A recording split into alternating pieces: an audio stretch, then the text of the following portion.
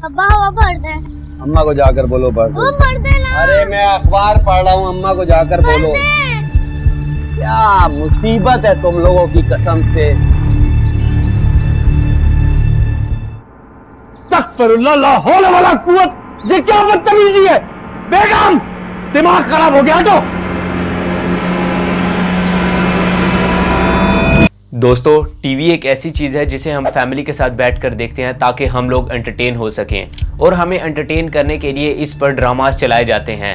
हमें एंटरटेन करने के साथ साथ प्रोड्यूसर्स किस कदर इंडस्ट्री से पैसा कमा रहे हैं। क्या वाकई आजकल पाकिस्तानी ड्रामास सिर्फ एंटरटेनमेंट के लिए दिखाए जा रहे हैं या इसके पीछे कोई और साजिश है? क्यों आजकल लोग पाकिस्तानी ड्रामास देखकर डिप्रेशन का शिकार हो रहे हैं? आपको इन तमाम सवालों के जवाबात अभी थोड़ी ही देर में इस वीडियो में मिल जाएंगे।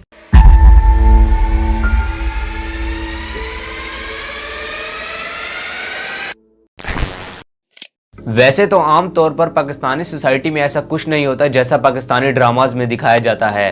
फिर क्यों एक ही ड्रामा स्टोरी को मुख्तलिफ ड्रामों में दिखाया जाता है? और साथ ही अब पाकिस्तानी ड्रामाज में वल्गर सीन्स भी दिखाए जाते हैं। शादी को गलत तर्ज में दिखाना और तलाक वगैरह तो एक आम बात हो गई है। लेकिन हमेशा से पाकिस्तानी ड्रामाज ऐसा नहीं थे। एक वक्त वो भी था जब पाकिस्तानी ड्रामाज अपनी मिसाल खुद हुआ करते थे और बहुत ही ज़्यादा मशहूर हुआ करते थे। ये वो वक्त था जब पाकिस्तानी ड्रामाज पूरी दुनिया में डब करके देखे जाते थे।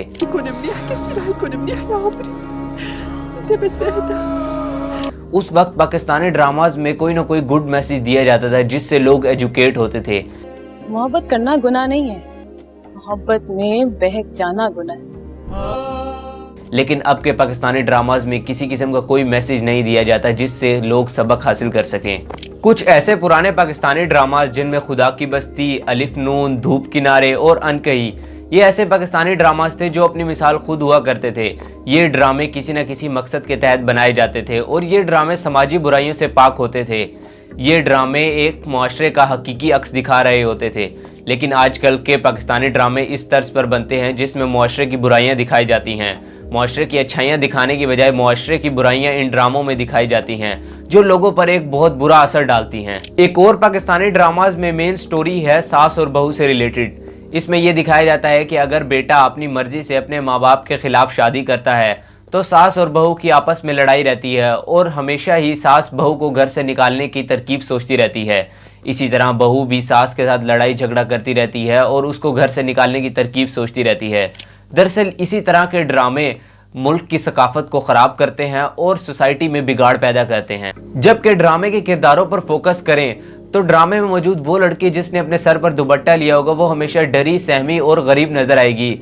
जैसा कि रंग महल ड्रामे में दिखाया गया है, गुर्बत से अमीरी के सफ़र में सिर्फ दुपट्टे का फ़र्क था। दरअसल इन ड्रामों में सिर्फ यही सबक मिलता है, अगर आपने एक ड्रामे में किसी लड़की को गरीब दिखाना है तो उसके सर पर दुपट्टा रख दो और जैसे ही वो लड़की अमीर होगी तो उसका दुपट्टा खुद ही उतर जाएगा।